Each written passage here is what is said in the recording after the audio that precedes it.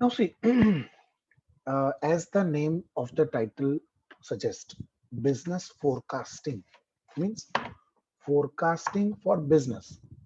First of all, let us understand what is the meaning of the term forecasting. Forecasting का मतलब होता है estimates और prediction for future. ठीक है, फ्यूचर का प्रिडिक्शन करना इज फोरकास्टिंग, उसको हम एस्टिमेट्स भी कहते हैं। और अगर ये सारे प्रिडिक्शंस हम लोग बिजनेस के लिए करें कि भाई फ्यूचर में हमारा प्रॉफिटेबिलिटी क्या होगी, हमारा प्रोडक्शन क्या होगा, हमारा सेल्स क्या होगा, अगर ये सारे प्रिडिक्शंस हम लोग फ्यूचर के लिए करें तो उसे हम लोग कहते हैं business forecasting, means forecasting for your business.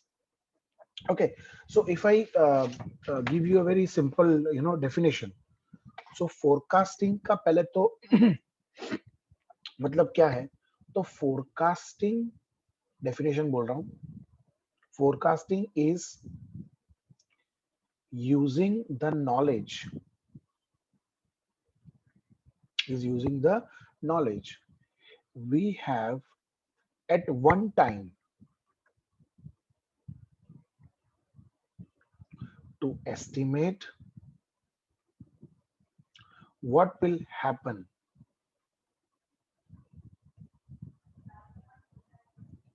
at some future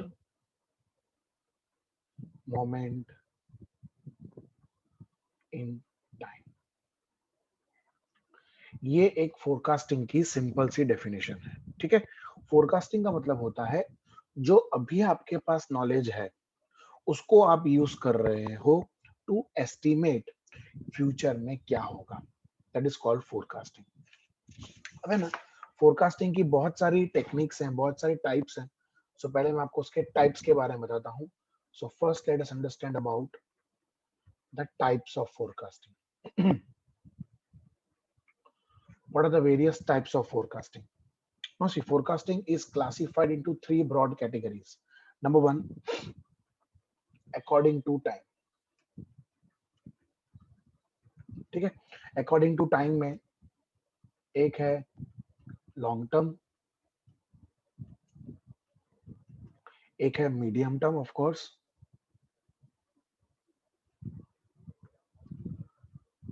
and the third is short term.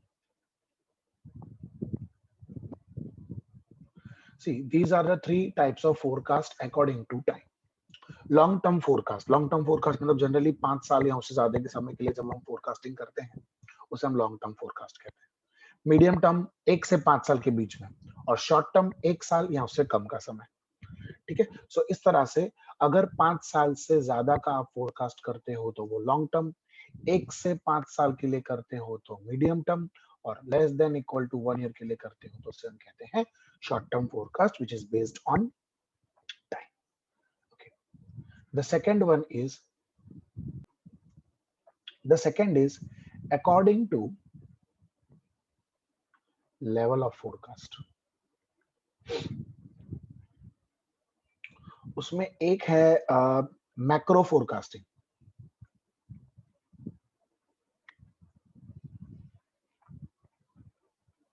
The second one is your what you can say industry wide forecasting.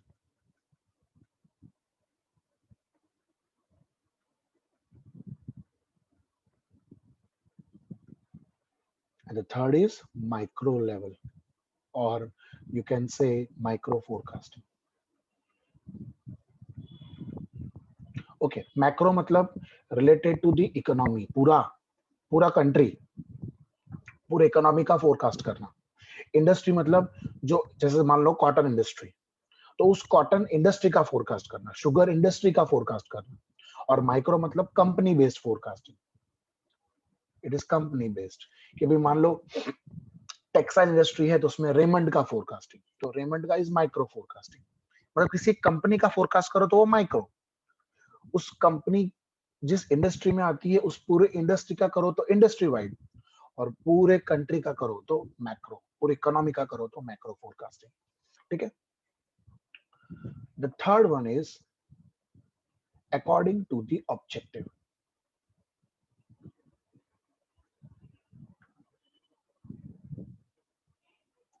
उसमें पहला है single object forecasting and the second is multiple object forecasting.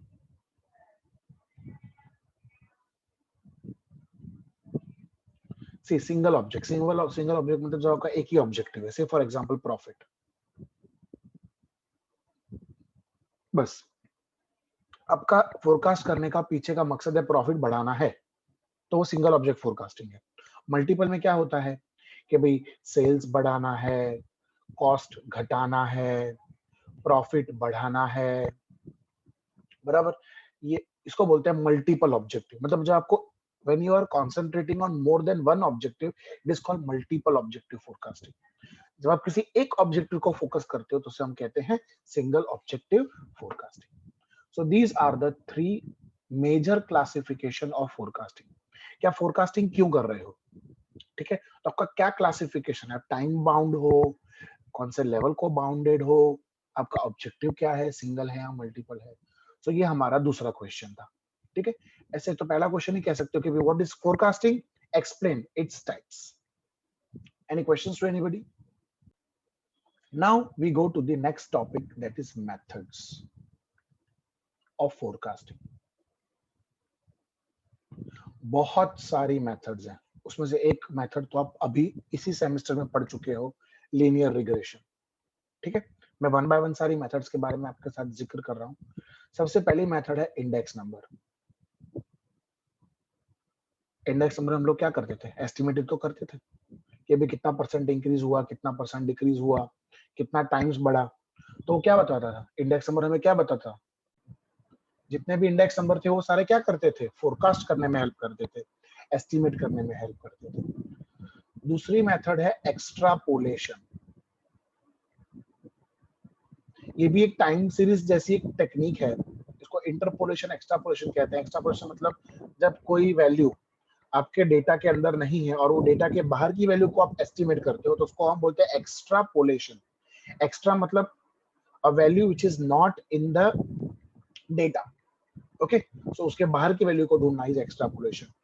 The third method which we already studied, regression, है ना। Regression हम लोग क्या करते हैं, we estimate dependent variable based on independent variable, ठीक है।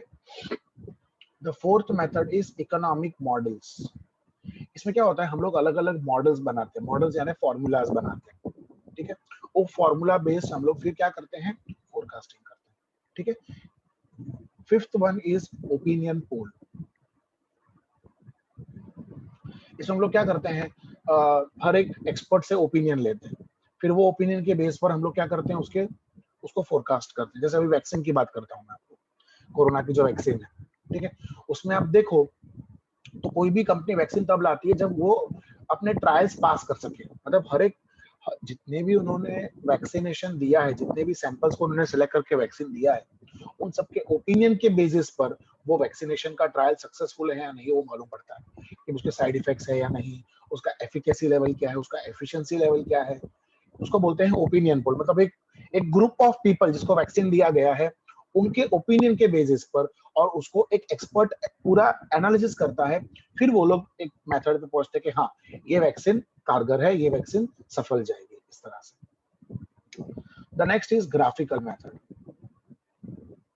ठीक है। ग्राफिकल मेथड में क्या होता है, हम लोग ग्राफ बनाते हैं और ग्राफ बनाने के बाद हम पॉइंट्स प्लॉट करते हैं और फिर उस एक स्ट्रेट लाइन बनाकर हम लोग क्या करते हैं, एस्टिमेट करते हैं।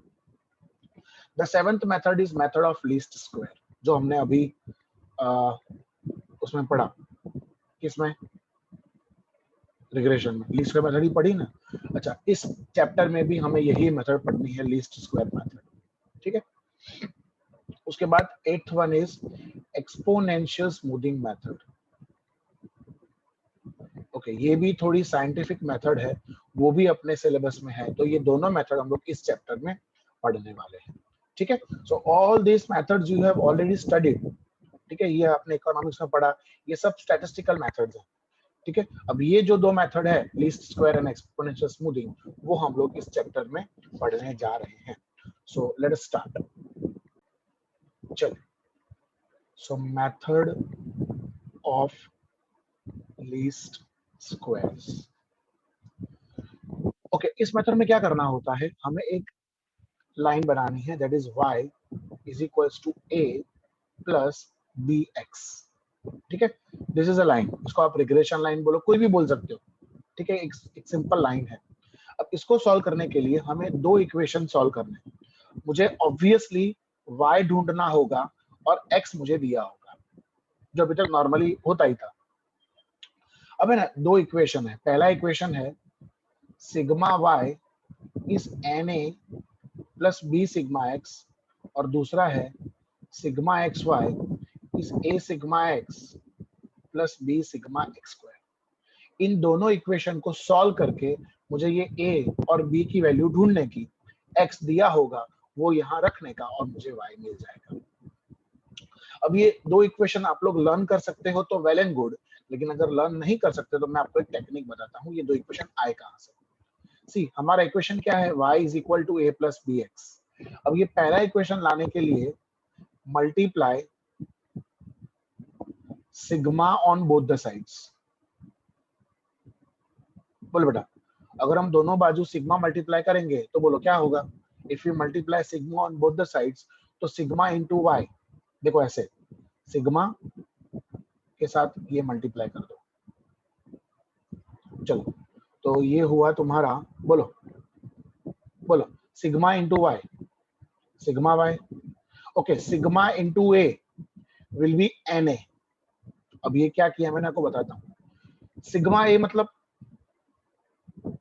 a plus a plus a plus a plus a plus a plus a, ऐसे कितने टाइम्स, n टाइम्स। ठीक है, अब मैं आपसे एक सवाल पूछता हूँ। मान लो सिग्मा 1 है, सुनना ध्यान से, सिग्मा 1 है, a मेरा 1 है, और मुझे 1 को 5 बार प्लस करना है। बोलो 1 को अगर मैं 5 बार प्लस करूंगा तो क्या मिलेगा,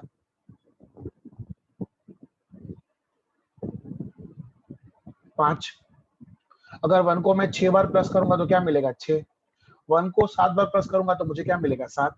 तो 1 को अगर मैं n टाइम प्लस करूंगा तो मुझे क्या मिलेगा, n इंटू 1। तो उसी तरह से जब हम कोई भी कांस्टेंट को सिग्मा से मल्टीप्लाई करते हैं तो वो n से मल्टीप्लाई हो जाता है। तो sigma into a is n a plus b is a constant term, उसको बाजू में रख दो और ये सिग्मा को x से मल्टीप्लाई कर दो, तो sigma y is n a plus b sigma x। देख लो, पहला वाला इक्वेशन आ गया। अब दूसरा इक्वेशन कैसे आता है, तो multiply sigma x on both the sides. तो अगर मैं सिग्मा x दोनों साइड मल्टीप्लाई करूंगा तो ये ऐसा होगा, sigma x into sigma y is equals to n a plus b sigma x। तो बेटा देखो क्या होगा, बोलो sigma x into sigma y is sigma x y. ठीक है, फिर sigma x into n a. अब एक बात ध्यान रखना बेटा, अब ये n हट जाएगा क्योंकि सिग्मा x मल्टीप्लाई हो रहा है। जब सिग्मा होता है तो n नहीं होता, ये याद रखना।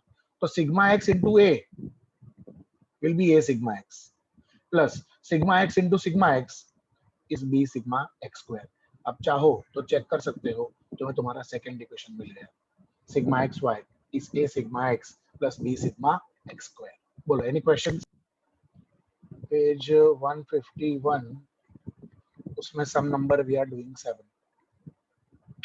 बहुत इजी चैप्टर है, कुछ भी नहीं है, आपको लगेगा रिग्रेशन ही कर रहे हैं अपने।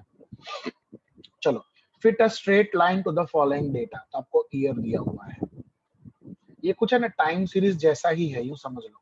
अपन टाइम सीरीज पढ़ते थे, पढ़ा ना 11th में 12th में। सो बोलो ईयर में 1991, 1992, 1993, 1994, 1995। फिर आपको दिया हुआ है प्रोडक्शन, तो उसको अपने y ले लेंगे, और ये जो ईयर है उसको हम बोलेंगे कैपिटल एक्स। बड़ा ध्यान रखना। तो बोलो 20, 35, 45, 40 एंड 25। अभी कैपिटल एक्स में से मेरे को पहले स्मॉल एक्स ढूंढना है। तो स्मॉल एक्स कैसे मिलेगा, तो जो भी तुम्हारा कैपिटल एक्स है उसमें जो सेंटर ईयर है वो माइनस कर दो। So capital x minus 1993। तो तुमको स्मॉल एक्स मिल जाएगा। ठीक है, सो बोलो 91 माइनस 93 माइनस 2 माइनस 1 0 1 एंड 2, तो तुम्हारा सिग्मा एक्स क्या आ गया, 0 आ गया। ठीक है, तुम्हारा सिग्मा वाई क्या है जरा ढूंढना, तो सिग्मा वाई प्लीज, 5 और 5 10 और 5 15, 3 4 5 6 और 4 10, 165। ठीक है, और मुझे क्या चाहिए, एक्स वाई चाहिए और एक्स स्क्वायर चाहिए एज पर द इक्वेशंस। चलो बोलो एक्स वाई, बोलो एक्स वाई, बोलो -40 -35 0 40 and 50. So what is sigma xy? 15, x square करो, बोलो x square 4 1 0 1 4. So your sigma x square is 10. Now I have to fit a straight line. Y is equal to a plus bx. So उसमें पहला equation, multiply sigma on both the sides. तो sigma into y, sigma y, sigma into a na, sigma into bx is b sigma x. दूसरा equation, multiply sigma x on both the side, तो sigma x into sigma y is sigma xy, na into sigma x, तो n हट जाएगा, so a sigma x plus sigma x into sigma x square. बस अब यहाँ खाली value place करनी है, कुछ नहीं करना है बेटा। बोलो what is sigma y, 165, n कितना है हमारा 5, a b into 0, तो 165 is 5a, a गया नीचे, so a will be 35, that's it, खत्म, a मिल गया, अब यहाँ से b मिल जाएगा। बोलो sigma x y 15, a 35, sigma x 0, sir b, a 33 आएगा। oh yeah sorry 33, so this is 33.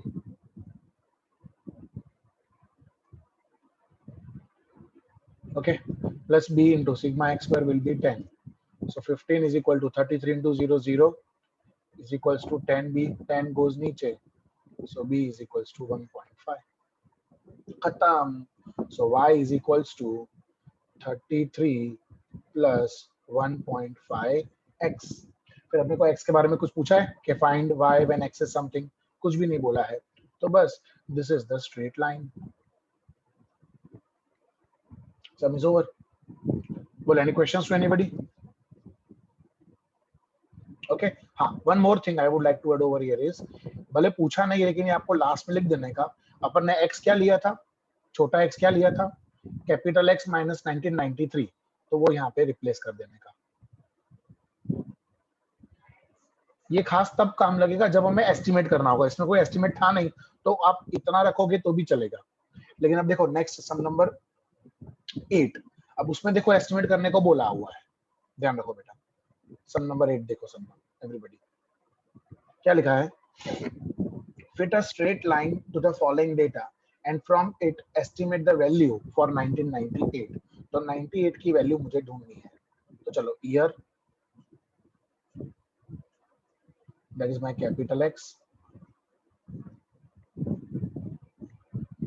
बोलो year starts with 91 92 93 94 95 96 and 97, ठीक है, and your Y 80 90 92 83 94 99 and 92. So first of all I will find small x, that is capital X minus 1994, फिर xy, फिर x square। चलो बोलो -3 -2 -1 0 1 2 3 x Y बोलो, आप लोग तब तक टोटल कर लो सबका। -240 -180 -92 0 94 198 276 और एक्स स्क्वायर 9410149। बोलो सिग्मा एक्स तो 0 ही है, वो तो अपने सेटिंग ऐसी की कि तुम्हारा सिग्मा एक्स 0 आ जाए। Okay, what about sigma y, what about sigma x y? 680 sigma y कितना है? 650। हाँ 630 okay, sigma y 630, sigma x y 56 56 और sigma x square I think it is 28 if I am not wrong, है ना? 14 और 14 28 बराबर है। अब हमारी लाइन क्या है? a प्लस बी एक्स, उसमें पहला sigma y is n a plus b sigma x, और दूसरा sigma x y is a sigma x square, sorry a sigma x plus b sigma x square। So बोलो sigma y is 630, n कितना है बेटा? 7, a b into 0, so 630 is equals to 7a plus 0, 7 goes नीचे, so a will be 90। now sigma xy is 56, a is 90, sigma x is 0, b we are finding, and this is 28। so 56 is equals to 28b, 28 goes नीचे, so b is 2। so your equation is 90 plus 2x, so it is 90 plus 2 into x minus 1994 था ना centre में, बराबर। और अब मुझे y ढूंढना है when capital X is 1998, so you just have to replace 1998 over here, so 2 into 1998 minus 1994, so it is 90 plus 2 into 4, so it is 90 plus 8, that is 98।